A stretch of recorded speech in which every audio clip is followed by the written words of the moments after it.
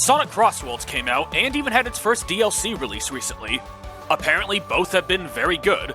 I say apparently because I actually can't get it just yet. I gotta be financially responsible for the moment. But I love what I'm seeing of the game and plan to pick it up once the money is right. But for now, I want to rank the rival interactions, something I have become very familiar with. And I'll say it right now, this game has some of the best writing many of these characters have ever seen in the video games, and it brings the personalities that have always made Sonic's cast stand out to the forefront. However, I'm not ranking every interaction individually. I don't want to keep you here for 4 hours, and a live streamer beat me to that anyway.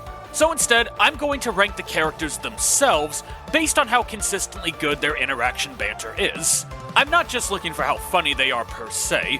In fact, a character in S tier didn't make me laugh even once. But how good is their chemistry with the others? Do they offer any unique angles for other characters to bounce off of? Do they have some range and possible interactions? And how often do other characters have to carry the conversation for them? Stuff like that factors in. Now, let's get a move on. While most of these characters won't take too long to cover, we do have 23 characters to go over, 22 of which are older than Fortnite. So, let's begin. I pity you. Victory on the track can only be won with ruthless determination. I've got determination for days, and I don't need to be a jerk about it. I'm not confident in Amy's future as a character. Buckle up, this first one's gonna be the longest. So, for those of you who don't know, in Frontiers, they decided to mix up Amy's characterization. And you know what? Conceptually, that's fair. This character has been in a creative dead end from Heroes to Forces, with only Unleash providing any reprieve for the games. The problem is that their mix-up was to just drop her hard crush on Sonic, and have her go back to focusing on tarot cards. And much like when The Simpsons decided to have Barney Gumble no longer be a drunk, it was a nice moment then and there that had massive long-term consequences, because it took away their main gimmick with no meaningful replacement. In Amy's case, this is especially painful when the Sonic Boom cartoon showed that when she and Sonic like each other, but neither want to admit it, it gives them amazing chemistry. Because of all this, Amy's character in CrossWorlds feels gutted. The tarot card angle never gets referenced here, and I mean, why would you, when Silver exists for any jokes or nods about knowing the future? Which means that the biggest angle Frontiers could think of for Amy does not factor in here. I hear some say she's meant to be the compassionate one now, but it's not like the other heroes lack compassion, especially since, unlike Frontiers, this game doesn't just make Sonic a massive asshole for no reason other than to make Amy look better. And even then, this angle is never going to compete with Cream, the embodiment of childhood innocence. Some say that she's supposed to be sassier now, but frankly, they make ketchup with more spice than her banter has here. To say nothing of what happens when you compare her to Rouge, the master rage baiter in this game. Some say that now she's meant to be the more mature member of the cast, but isn't a big driving force behind the renaissance the series has been having is how much more mature everyone comes off as now? And if I want to play as someone from more mature lines, in what world would I pick Amy over Blaze? This leaves her with just references, and even this limps out. Once again, her crush on Sonic is out of the question, so there goes like 2/3 of her appearances right away. While we get nods to Sonic Hero, Sonic CD, and Metal Amy, the two biggest contributions she had back in the Adventure era goes unacknowledged. She references the Egg Robos with Omega, but wouldn't it make more sense for her to reference Gamma, the first major display of how compassionate she could be? Or how about Sonic Adventure 2 when Amy talks with Shadow and unlocks a memory within him, where for the first time in the game, he thinks not of Maria's dying words, but the words she wished to live by.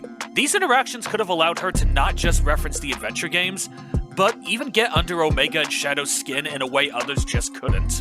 And to rub salt into the wound, Amy's banter is almost always carried by the opponent, and she gives people the least to work with when she's the rival. It sealed her fate as the sole F tier.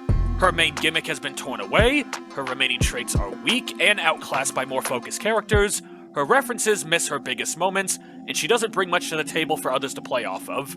I like Ian Flynn's writing for this series, and especially in this game, but this is Amy's worst appearance in the franchise. While this game may show how far most of the Sonic cast have come since their debut titles, it's a painful reminder that Amy peaked 25 years ago. I expect nothing, and I'm still let down. I'd rather settle this on foot, but you cheat and use your turbine anyway, so whatever.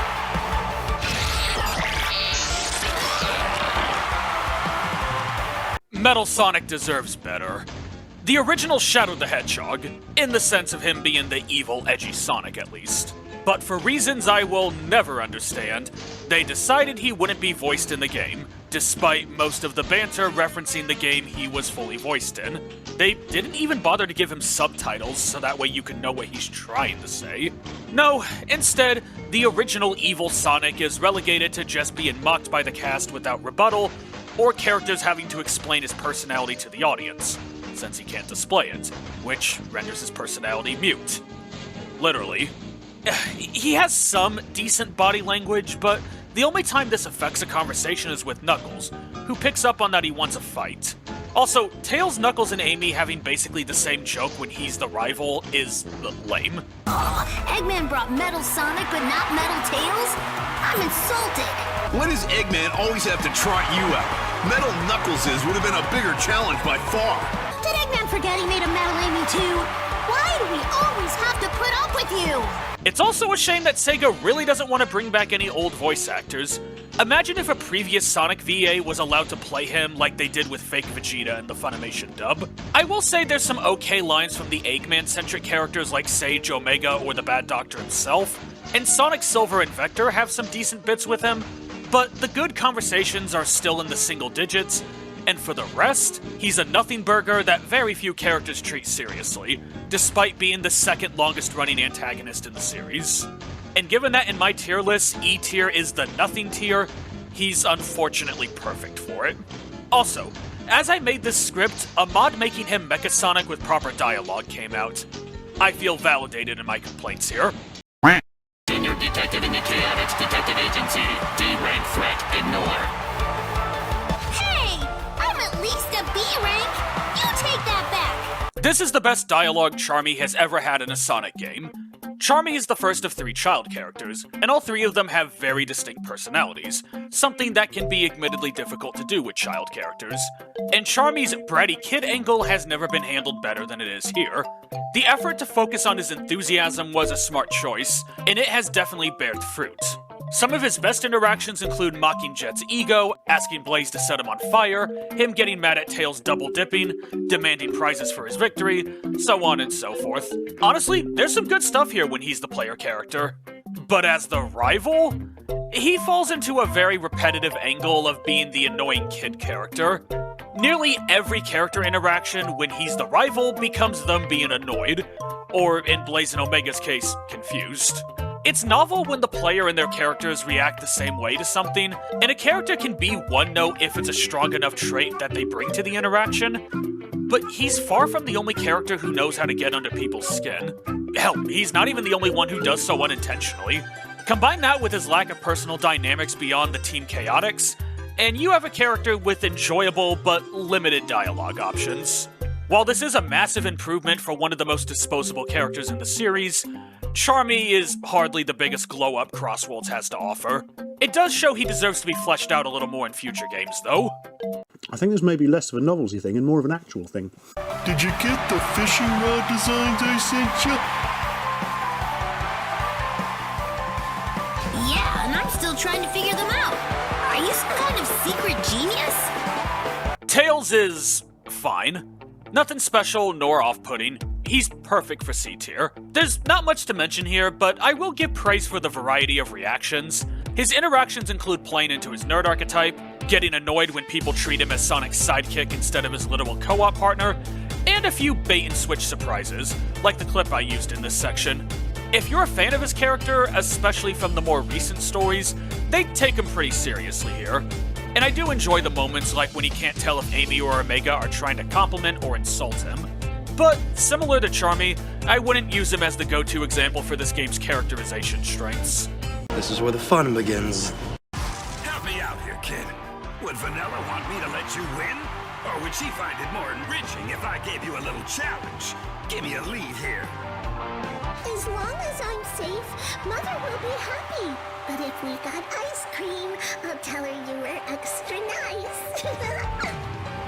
Cream is the second child character, and she's the embodiment of childhood innocence, as stated earlier. This does mean that most of her interactions lean on her being friendly and polite with everyone, but this also makes her the ultimate purity test for other characters. This is best seen with Omega, as she's the only character the Death Machine won't threaten with indiscriminate violence. There's also the interactions with Vector where she dangles his crush on her mother over his head like a carrot, in a rare display of mischief from her. Her mistaking Storm for a large kid because he's that dumb is also pretty good. The big thing that makes Cream's interactions work despite the repetitiveness is that there's a difference between being friendly and nurturing. You see, the interactions between Sonic, Tails, Knuckles, and Amy can get a little repetitive because they're ultimately just friends telling each other do your best, which just does not hit the same as asking a child if they understand what they're getting into.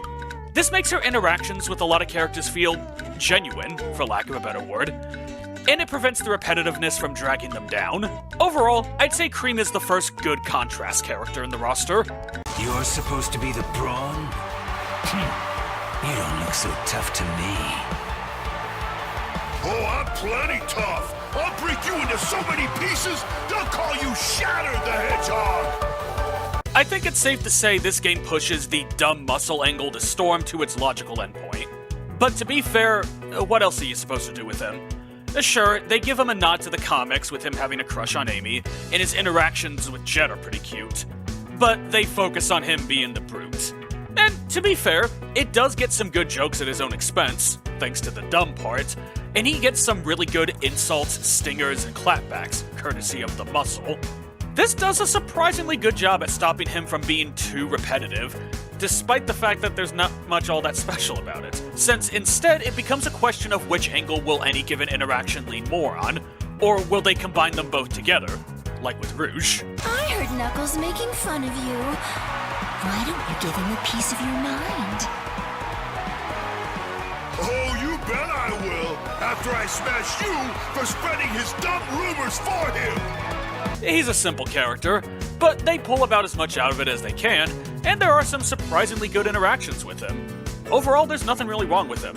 A good choice for B tier, if you ask me. Of all the robots to send, why did Eggman choose you?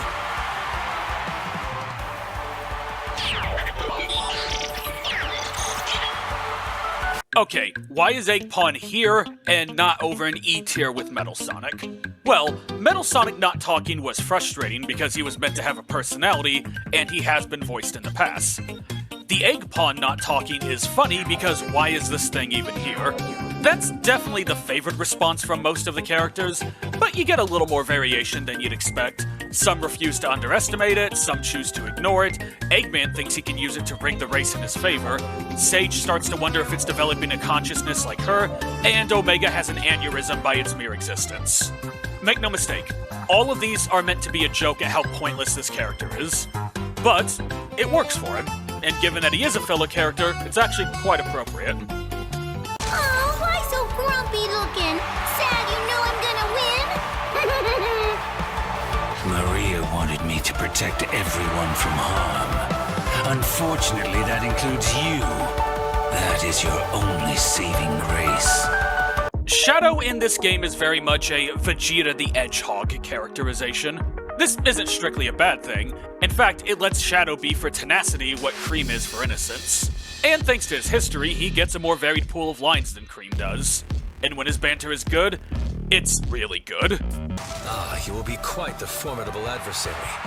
It will be an honor to face you on the track. I barely know who you are. Don't bore me out there, and I might bother to learn your name. However, it can also be a bit repetitive, as the line with Charmy I showed was about as unique as it gets. The rest of his banter is mostly, make this worth my time, you are beneath me, or, finally, worthy opponent. I enjoyed a good deal of it, but I'd be lying if I said it didn't start to lose its luster for me after a while. His good stuff is way too good to downplay, but I cannot say he has what it takes to make it to A tier in this game. Oh yeah! This is happening! You're from the future, huh? What's the racing scene like? I'm an immortal legend by then, right? Sorry, but I hadn't heard of you until recently. If you want to write your own legend, we'll start with this race! Silver didn't get so much of a glow-up in this game, but instead received a payoff for the continuous work they've been putting into his character throughout the years. For those who don't know, Silver's redemption began all the way back in Sonic Colors on the DS, otherwise known as Sonic Rush in Space, which established that while he's still a time traveler, it doesn't have to always be under dire circumstances. Later spin-off games would run with this, as well as making him a bit more of a dork, the kind of person who would take something at face value from time to time. And this game establishes him as one of the most proactive heroes in the series. This makes for a character who can have a sliding scale between serious and goofy banter. This is best seen through his interactions with Rouge and Big. Have you ever gone fishing with your mind? I bet you'd be good at it. I've never tried. Let's finish this race in a hurry and go fishing. All that power and you're too honorable to do anything fun with it? So disappointing. How is being a responsible person disappointing? I went back and forth on this tier list about whether he should be above or below Shadow, as well as if either of them were A-tier worthy. Silver's ace in the hole ended up being some of the implications the game sneaks in with him, claiming that Metal Sonic is still a threat well after Eggman passes on, that the Zeddy as a species still persist in the future, to things like Omega being afraid of creating a time paradox if he were to destroy him. I doubt any of these are meant to indicate future titles, but they're all interactions only Silver could provide, because, through and through, he's a one-of-a-kind character, and opens up A-tier accordingly. I have to commend your composure. If I threw away my career playing mechanic with those two brutes, I'd go crazy. The Babylon Rogues are the greatest in the world. I wouldn't expect a loser like you to understand our synergy. I like Wave in this game. Back in the original Sonic writers, she was a frustrating character who came off as ego over talent. Mostly thanks to a mission where she rigs the player's board to explode during a race that you would have otherwise won. Thankfully, Wave's pride in her mechanical know-how comes off as much more earnest this time, between her appreciation for the machines provided to them, to speculating on the working mechanisms of Omega. Man, if she had interactions with the Sonic Prime characters. However, that's also not the entirety of her banter. Her arrogance is still a key part to her character, having no issue smack-talking those who doubt her skills, and many of her compliments are backhanded in nature. Many other racers, when they're the rival, point out that she's the only level-headed member of the team, to which she takes a surprisingly defensive stance against. It's actually kind of nice how tight the Babylons are in this game. I appreciate that. Overall, she's just a pretty well-balanced character in this game in terms of dialogue, and sometimes that's all it takes. If you're supposed to be so mighty, how was Father able to conquer you so easily? I think I will have no issue beating you today. I have only ever been a victim of circumstance. I will make him pay for his arrogance, starting by taking you away from him. Silver may not have gotten a glow-up, but the Zeddy definitely did. Back in Sonic Lost World, the Deadly Six had striking designs, but not much else. They never went beyond their basic premises, and their archetypes weren't given much room to grow or be expressed. In the end, despite being the antagonists of one of the more story-driven Sonic games, they were basically the Koopalings with dialogue and a little more context. In fact, a buddy of mine who actually really enjoyed Sonic Lost World couldn't remember any of their names when I shared some of the rankings for this video with him. Thankfully, Zavic's warlord nature is not merely informed this time, as he is far and away the most malicious character in the roster, having no friendly interactions beyond the occasional moment of acknowledging talent. Yet, he always sounds like he's really enjoying himself when making his threats. You can practically hear the smile in all of his dialogue, except for when Big the Cat puts the fear of God in him. Don't like folks who are mean to my friends. I sense a tremendous power behind those words. Am I feeling fear? And, as I brought up a moment ago with Silver, there are some good implications with them. The evil of you long-lived Zeddy endures even into my time. But no matter the time period, I'll stand against you. We have lasted for centuries, and will endure for many more. You are just a footnote in our long and deadly legacy. I don't know if Ian Flynn wants to build these guys up for a future appearance, or if he was simply turning lemons into lemonade, but Zavic's brutal personality has never been more colorful. SBO, it's time for the Chaotix to shine. If we work together, we can limit the competition and split the prize and glory. You left me babysitting Charmy while you went off on the last racing adventure. I will race, I will win, and I will enjoy every second of it. In a franchise that loves to reference Dragon Ball with every other entry, the one ninja gets no Naruto references. But to be fair, Team Chaotix and Heroes was made by combining new characters they made for that game with the cast from Knuckles Chaotix. So the ninja angle was almost certainly just chameleons can camouflage, and nothing more. My letdowns as a Naruto fanboy aside, Espio is a character who's been consistently good when given dialogue in these games, and here is no different. He maintains his cool, gives straightforward answers, and stands his ground when threatened. He's not a particularly quippy character, and frankly, he shouldn't be, but his serious demeanor offers a great contrast when something gets him flustered or distracted, like with Cream or Blaze. I have heard of your bravery and talent. Perhaps I could recruit you for my royal guard. Let us use this race to evaluate your skills. Apologies, but my loyalty is to the Chaotix Detective Agency. You will have to be content with today's competition. Unless, what's the pay? Also, the idea of Big the Cat being taught the art of ninjutsu is hilariously terrifying, given he already knows how to show up out of nowhere. Espio also has what is hands down the best line against Metal Sonic, giving him a dorkish moment where he wonders why he's not deemed worthy of an evil metal clone. All in all, Espio's interactions are largely what you'd want from him, given enough variation to make his appeal understandable, and given enough curveball lines to keep him memorable. A strong display. You're going down, punk. Gonna pay you back 100 times over for all you did. Wow, you learned to count to 100. Very impressive. Now, do you know which one's the brake and which one's the accelerator? This one's simple. CrossWorlds gives us some grade A Sonic. It hits that nice balance between friendliness and cockiness I want out of the guy. He's also been given a good variety of lines, with very little overlap between banters, as even the back and forth between his core friends group feels much more personalized on his end. A special mention also has to be given to his interaction with Rouge and their weirdly flirty nature. Don't get distracted, handsome. We're here to race, so keep your eyes on the road. Come on, you're talking to a pro here. I know how to handle the curves like an expert. I guess as long as it's not Amy, Sega doesn't care.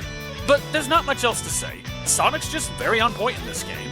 He's not impressive enough with his interactions for me to proclaim him to be S tier, but he's too consistently good to be anything less than A tier. Knuckles the Echidna, Guardian of the Master Emerald, last of the Echidna Civilization Warriors. Classification, extinct.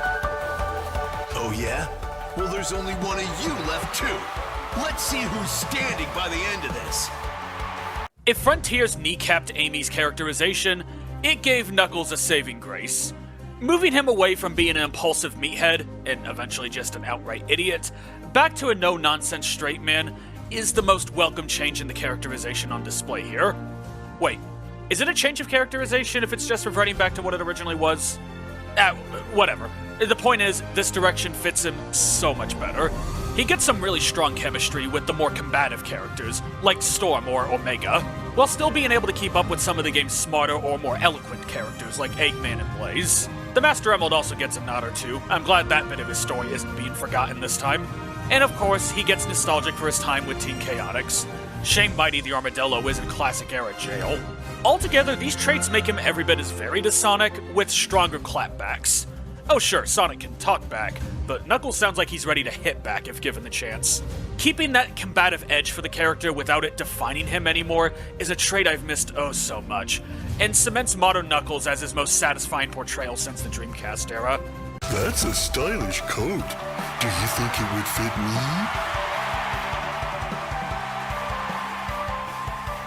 You have excellent taste.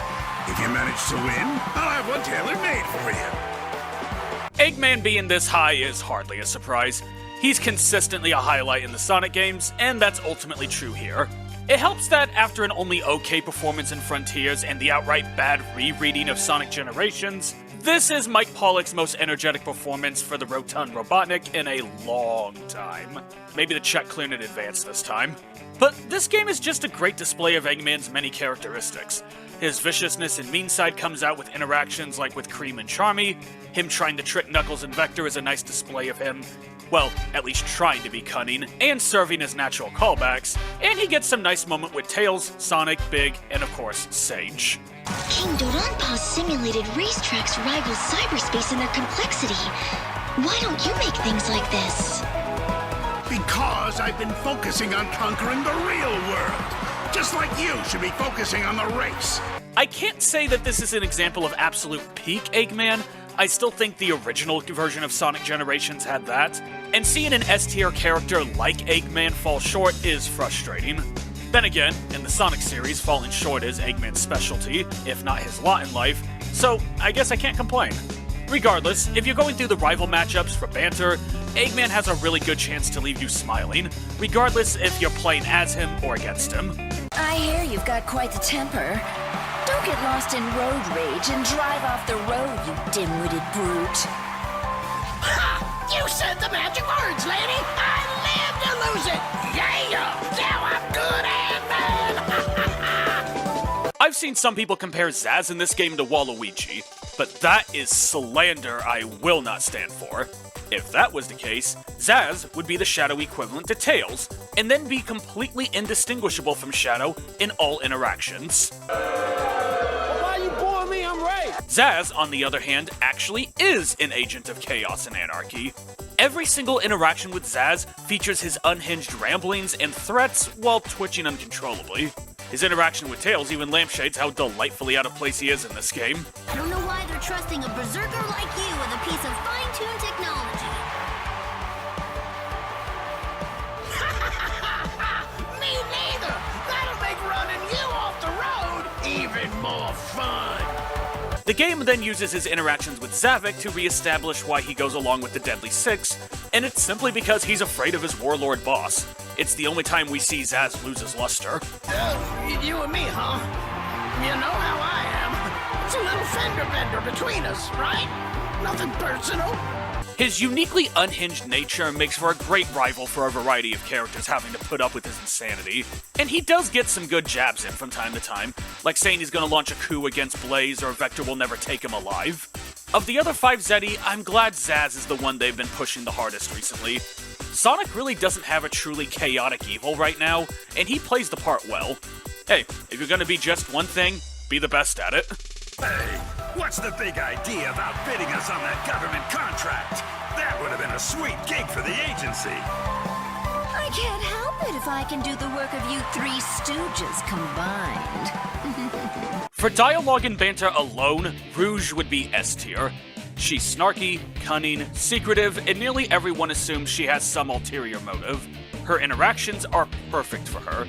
Given she's been a narratively homeless character since Sonic 2006, and that Sega wanted to tone down the more adult aspects of her character since then as well, CrossWorlds show that her characterization absolutely still has a place in the franchise. But then there's her VA. Rouge's modern VA, who first appeared in Sonic Free Riders if I'm not mistaken, has been mimicking the original portrayal from Sonic Adventure 2 and Heroes. And yes, it is a smoother version of that portrayal. However, I don't live in a vacuum. And as a follow-up to the 4Kids performance, done by the actress of My Valentine in the Yu-Gi-Oh! Dub, it comes off as weak. Think I'd tell you if I was plotting something? Just keep your eyes on the road and try to keep up. Better behave yourselves. It sounds like someone trying to play Rouge while keeping in mind that there are kids nearby, instead of actually sounding like the character herself. This game's emphasis on character interactions was the breaking point for me and a few others online, since this is the most dialogue most of these characters have gotten in a long time, and this is the most we've heard of Rouge with her modern-day VA. So, a weak performance in, let's say, Sonic Generations or any of the Olympic games would be very limited and easy to write off, unlike here, where it's literally shoved in your face.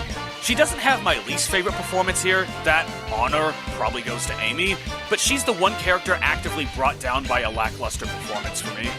Victory, Screech! Vector the Crocodile, lead detective of the Chaotix Detective Agency, unable to pay his bills, find a clue, or a date. All right, you're asking for it. After I crush you in this race, I'll do all 3. Everyone always talks about Omega roasting Vector alive in their interaction, but they never focus on Vector clapping back immediately and setting out to prove him wrong out of sheer spite. Across the board though, Vector is shockingly one of the most mature characters in the roster, often being the only adult in the room. This is most notable when paired with characters like Charmy or Cream. But it's not just his role as weekend dad that gives Vector the grounded vibes. There's mentioning the loss of government contracts with Rouge, saying the race is free advertising for the agency, the many times and ways he tries to form alliances with those he's previously worked with, or considering that being paid in fish isn't actually that bad, cause hey, free lunch for a week. Hell, even his trash talk is in line with this more working-class Vector, like calling Eggman and Sage scam artists or treating Zavik as a run-of-the-mill thug. Much to my own surprise, Vector ends up being a great example of how these tiers played out. C tier meets the bare minimum, B tier meets expectations, A tier sets the standard going forward, and S tier goes well beyond. I totally knew all this when I started this and did not figure out what the tiers would mean as I went along. You know, deductive reasoning and all that. Another fire bearer. Let us see whose flames burn more fiercely. Mine are a costly burden, while yours are merely guttural expulsions. We are not remotely the same. Remember when I said there was a character in S tier who did not make me laugh once? You're looking at her. Blaze isn't funny, and I don't want her to be. In part because it's important to have a straight man. It doesn't need to be the main character, but having someone who isn't meant to be funny is, by itself, a necessity for a roster like this. However, you still want them to have a pull. Not having something isn't a trait, it's a novelty. And for Blaze, her role as Queen from Sonic Rush carries the torch. Yeah, while Blaze and Silver do still know each other pretty well, the game doesn't particularly focus on any logistics of how Sonic 06 and Sonic Rush could coexist. Silver's from the future, Blaze rules over an alternate dimension and guards the Soul Emeralds. That's what matters. But while her backstory does contribute to some good lines, especially with Zaz, You're supposed to be royalty, right? Woo! Time for cool, baby! Yeah! Fight the power! Your mindless anarchy will not shake my resolve nor stir the hearts of any people. her delivery is what sells the character. In a complete inverse to Rouge, Blaze's VA raises her solid lines to top-tier status. She conveys power without having to rely on physical feats to prove it, she behaves independently without undermining her established relationships, and she sounds regal without just giving her a British accent and calling it a day. But above all else, she speaks with authority, but no attitude. A character who treats others with respect sight unseen, but will demand the same if not immediately returned. And in a roster filled to the brim with references and jokes, she's a nice break for a more streamlined and serious character. The doctor's daughter? Perhaps if you put more care into your construction, you'd provide more of a challenge. I am the culmination of Dr. Eggman's genius. You are a relic of 50 years ago. It's nice how everyone acknowledges Sage as Eggman's daughter instead of just another creation. Well, everyone but Omega, who effectively tells Sage that no matter how many fancy programs she gets, she's still just a clanker. But naturally, being Eggman's greatest accomplishment and child gives a lot of strong interactions by itself. But then there's also Sage's personality. As the third and final child character in the roster, Sage has the raw bluntness of a child. She's not actively malicious, not most of the time anyway, but she has no issue speaking at face value. She also has Eggman's intellect, so this is a child with a genius IQ and deliberately no manners. Hilarity tends to ensue. So Eggman has a brat now. That doesn't mean you belong in a serious competition. Scram! My superior computational, logical, and reaction speeds mean I belong more than you. But it also leads to some wholesome moments from time to time. Hello! It's nice to see someone else my age here. I hope you do well in the race and that we can be best friends. Your naivety is a liability, and yet also charming. I suppose this is just a race after all. Ironically, she references Eggman's history with many of these characters far more than Eggman himself does. I'd say this was a smart decision, even if it does hinder Eggman's banter a little bit. But Sage hasn't had a chance to interact with most of the characters in this franchise, so let's use this as a chance to draw upon previous games and reinforce that, well, She's the only one of Eggman's creations that doesn't betray him and or explode horrifically. It's a natural approach that gives some sweet and serious moments, from wondering if she and Shadow are technically family, to warning Blaze that after they take over Sonic's world, hers is next. Sage was cool in Frontiers, definitely the best original antagonist the series has had since the Adventure days, but CrossWorlds has proven she has staying power. Why are you here? I was wondering that myself. Why are you here? There's a question of whether or not Ian Flynn was leaning into the memes about Big the Cat, and if so, is this game too indulgent with it? For the first half of that question, the answer is definitely yes. A lot of these lines are poking fun at the fact of how pointless Big is as a character. Espio agreeing to train him to turn invisible. Big effectively successfully getting a date with Rouge for all intents and purposes. Sage wondering how he keeps showing up everywhere despite not ever really doing anything. Omega and Zavik both being afraid of his physical strength. And on a similar note, Storm believing he's met his match. And there's no shortage of interactions of people wondering why exactly he showed up here, the one I showed with Shadow being the most aggressive. Yeah, they're definitely being tongue-in-cheek with his appearance in this game. Now, is all of this too self-indulgent? I ultimately landed on no for Big, because they do maintain a consistent personality for him. Big isn't smart, he admits as much himself, but they don't make him a full-blown moron. Instead, they play up the simple-minded angle for him, often being more interested in fishing than talking about the race, or treating the race as nothing more than a casual affair. This fisherman, he's a Zen master. I see no way to crack his ironclad resolve or breach his mental fortitude.